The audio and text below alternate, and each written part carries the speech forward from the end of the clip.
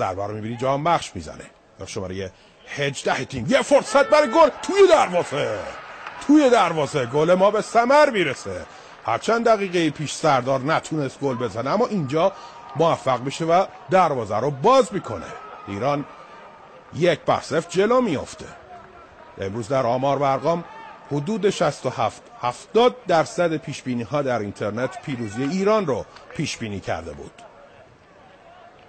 نتیجه 1-0 باز هم با گلی که ستاره جوان و خوشچهره فوتبال ایران سردار آزمون میزنه. نگاه کنید تورالی گنجی کمک میکنه، از این ور سردار میاد با یه بغل پا تاق دروازه مقدونیه رو فرو میریزه. جهانبخش از اون ور کنترل میکنه. یه لحظه یا شماره 7 بارتهی، حالا یه ضربه، یه فرصت برای پاندف، بازیکن فوق العاده با تجربه، موقعیت به این سمت میاد، ضربه رو هم میزنه و توی دروازه با قدرت بازیکنان مقدونیه به گل میرسن. نتیجه رو 1-1 میکنن. حالا فوتبال قشنگی رو از دو تیم میبینیم، پرتراوت و پرتپش و پرگل. حالا 10 دقیقه 2 گل فعلا.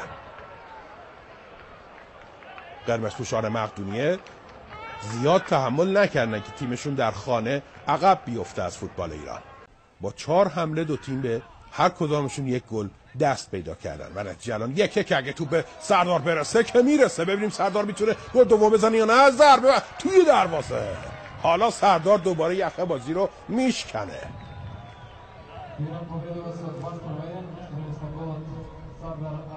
هرچی گل در اختیار سردار آزمون ماست و اینجوریه که او میتونه دروازه رو برای بار دوم باز بکنه با اشتباه خط دفاعی حریف، البته با کنترل خوب خودش. و نگاه کنید فرصت طلبی او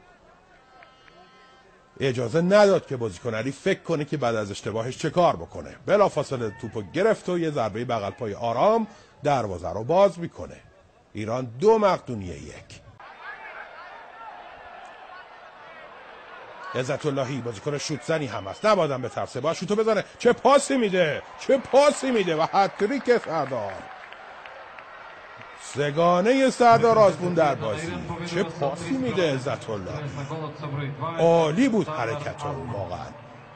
من منتظر بودم شوت بزنه چون میدونم انقدر قدرت روحی داره که این شوت‌ها رو هم بزنه، اما از شوت بهتر یه پاس طلایی داد و برای سردار آزمون چه گل قشنگی ساخت. 3 گل برای سردار در 1 بازی.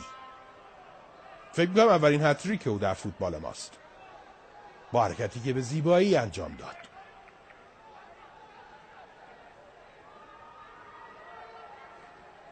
از کمند آفساید فرار کرد، پاس عالی که به او رسید و ضربه تماشایی که زد. اضافه کاری نداره واقعا سردار تو گل زدن. نگاه کنیم این عزت اللهیه، یه پاس طلایی میده، یه پاس تو در و یه پاس عالی برای سردار آزمون. نگاه کنید سر بالاست و میبینه که چه داره میکنه.